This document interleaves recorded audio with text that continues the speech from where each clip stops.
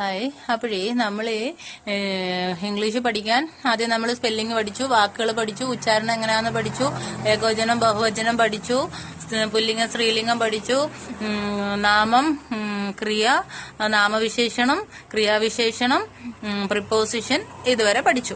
ഇത്രയും അറിയാമെങ്കിൽ മാത്രമേ നമുക്ക് സംസാരിക്കുമ്പം ആ വാക്ക് ചേർക്കണ്ടേ, അതിന് വേണ്ടിയിട്ട്. ഇനി നമ്മൾ ഇതിൽ സംസാരിക്കാൻ വേണ്ടി ആവശ്യമുള്ള കാര്യമാണ് കൺജങ്ഷൻസ് എന്ന് പറയുന്നത്. അതായത് ഇപ്പൊ രണ്ട് വാക്കുകളെയോ ഒരു വാചകത്തിലെ വാക്യങ്ങളെയോ അല്ലെങ്കിൽ ഈ സെന്റൻസിൽ തന്നെ ഭാഗങ്ങൾ അതിനെല്ലാം കൂട്ടിച്ചേർത്ത് പറയണമെങ്കിൽ നമുക്ക് കൺജങ്ഷൻസ് അറിഞ്ഞിരിക്കണം. ആ കൺജങ്ഷൻസ് എന്തൊക്കെയാണെന്നാണ് നമ്മൾ പഠിക്കുന്നത്.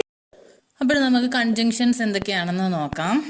വാക്കുകളെയോ വാചകങ്ങളെയോ തമ്മിൽ കൂട്ടി യോജിപ്പിക്കാനാണ് ഉപയോഗിക്കുന്നതെന്ന് പറഞ്ഞ് കൺജങ്ഷൻസ് പലതരത്തിലുണ്ട്, 3 തരം ഉണ്ട്. കോർഡിനേറ്റീവ്, കോറിലേറ്റീവ് ഒക്കെ ഉണ്ട്. അതൊന്നും ഇപ്പം അതിനെക്കുറിച്ച് പറയുന്നില്ല. നമുക്ക് ഈ അർത്ഥവും വാക്കുകളും മാത്രം തൽക്കാലം പഠിക്കുക. പിന്നെ സംസാരിക്കാൻ തുടങ്ങുമ്പോൾ നമുക്ക് ഈ ഓരോന്നിൻ്റെ എക്സാമ്പിൾ സഹിതം പറയാം. ഉദാഹരണം ആദ്യം ഫോർ വേണ്ടി. ആൻഡ് എന്ന് പറയുമ്പം ഒപ്പം കൂടെ എന്നൊക്കെ പറയില്ലേ, ഞാനും അവളും, അതിൻ്റെ അങ്ങനെ പറയുമ്പോൾ ആൻഡ് ഉപയോഗിക്കും. നോർ അല്ല, ബട്ട് പക്ഷേ, ഓർ അല്ലെങ്കിൽ, എറ്റ് എന്ന് പറഞ്ഞാൽ എന്നിട്ടും ഇനിയും എന്നൊക്കെ അർത്ഥമുണ്ട്. സോ അതുകൊണ്ട് അങ്ങനെ എന്നൊക്കെ പറയാൻ ഉപയോഗിക്കും. ബിക്കോസ് കാരണം. ഓൾദോ എന്നിരുന്നാലും, ഇഫ് എങ്കിൽ, സിൻസ് മുതൽ നിന്നുണ്ട്, പിന്നീട്, തുടങ്ങി, എന്തുകൊണ്ടെന്നാൽ, പിന്നെ കാരണം സൂചിപ്പിക്കാൻ ഇതിനൊക്കെ സിൻസ് ഉപയോഗിക്കും. അൻറ്റിൽ വരെ, വൈൽ അന്നേരം അല്ലെങ്കിൽ ആ സമയത്ത്, അൺലെസ് അല്ലാത്ത പക്ഷം, അല്ലാതെ, ആസ് പോലെ, ബിഫോർ മുൻപ്, ആഫ്റ്റർ ശേഷം, വെനെവർ എപ്പോഴാണോ അല്ലെങ്കിൽ എപ്പോഴെങ്കിലും, ഇൻ കേസ് ഈ സാഹചര്യത്തിൽ അല്ലെങ്കിൽ എങ്ങാനും അങ്ങനെയാണെങ്കിൽ എന്നൊക്കെ ഉപയോഗിക്കും.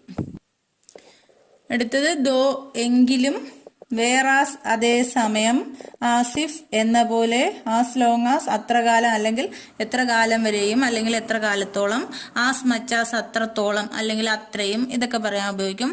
ആസോണാസ് പെട്ടെന്ന് ഉടനടി, ആസ് ഫാറാസ് കഴിയുന്നിടത്തോളം പെട്ടെന്ന് അല്ലെങ്കിൽ കഴിയുന്നിടത്തോളം, ആസ് ദോ എന്നിട്ടും, ബൈ ദ ടൈം ആ സമയത്ത്, ആസ് മച്ചാസ് കഴിയുന്നത്രയും, ഇൻ ആസ് മച്ച് എന്ന് പറഞ്ഞാൽ ഉള്ളിടത്തോളം, ഇൻ ഓർഡർ ടു ഇതിനായി, ഇൻ ഓർഡർ ദാറ്റ് അതിനായി, ലെസ്റ്റ് ഇല്ലെങ്കിൽ അല്ലെങ്കിൽ അല്ലാത്ത പക്ഷം എന്നൊക്കെ ഉപയോഗിക്കും.